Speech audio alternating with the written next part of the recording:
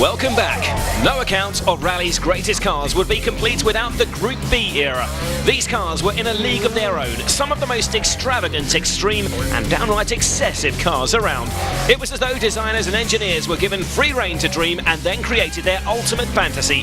Some say understandably that Group B made Formula One look dull. I mean, initially it was a fantastic time to be going rallying because there were a lot of manufacturers involved building all these newfangled cars with new ideas. It was a bit of an engineer's paradise. The FIA freed up the regulations to allow evolutions on the existing Group B cars, which almost allowed Formula One cars for the forests. Group B was launched in 1982 and promised to be radical. The main change related to the relationship between rally cars and road cars.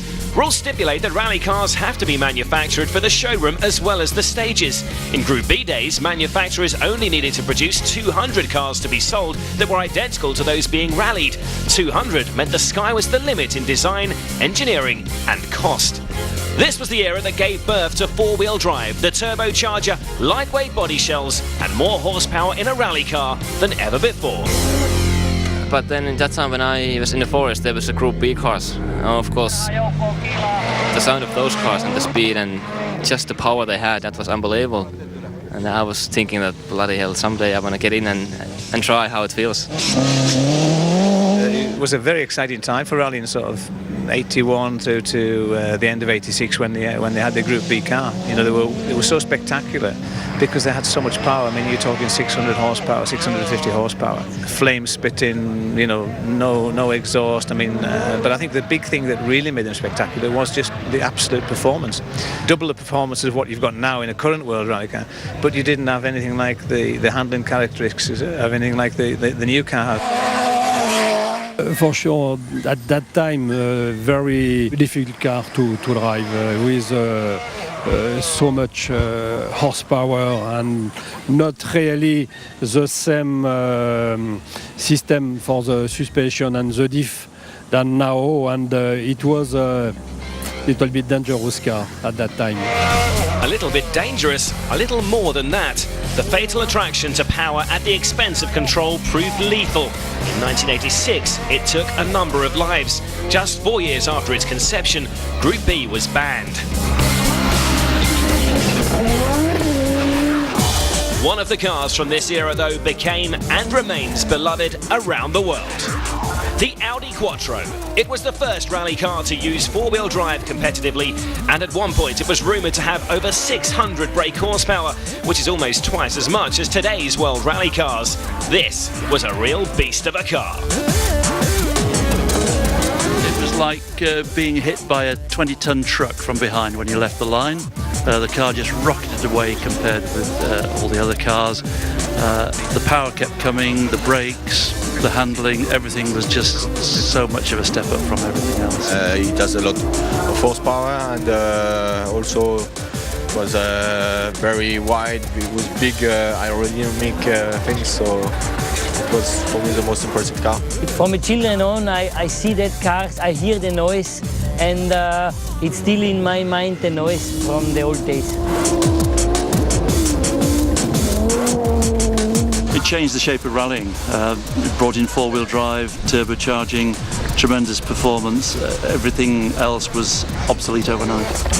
The Audi Quattro was such an incredible and dramatic step forward that other manufacturers could only choke in its dust. During 1982, I was contracted to Ford to do a number of rallies with Malcolm Wilson and also some development on the RS 1700T. And then I got a call from Audi to say, would I like to do the Welsh rally with Bjorn Valdegaard? Ford and Malcolm weren't doing that rally. I rang up Peter Ashcroft, the team manager at Ford then, and he said yes. And so did the Welsh rally with Bjorn Valdegaard, which we won, and went down to see Peter Ashcroft, and he said, well, tell me, what's it like? I said, frankly, Peter, I think you need to stop the 1700T because it's a long way behind the Quattro. With drivers such as Walter Roll and Michelle Mouton, rally's only female winner, the Quattro gave Audi the Drivers' and Manufacturers' Championships in 1983 with Hannu Mikkola. the Drivers' Championship in '84 with Stig Blomqvist. But like all the Group B cars, it was too hot to handle. It was one of the most difficult cars that I've ever had to drive, but on the other hand, you derive great satisfaction from being able to master it. It was a very agricultural four-wheel drive system, which made it very difficult to drive. But and with a big turbocharger on there, so you had lots of lag, and you had no fancy differentials now like you have to make it easy. But I have to say, once you managed to master it, then again it was just a great fun and great satisfaction out of it. The Audi were never a good car. At that time they were successful because of the four-wheel drive car. But from the point other manufacturers come with four-wheel drive, Audi was lost and never win any top result anymore. And so it was not a fantastic car. The engine was too much in front, everything was too heavy. But the history and the magic of that car was incredible.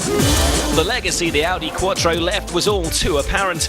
After its introduction, no two-wheel drive car ever won the manufacturer's championship again.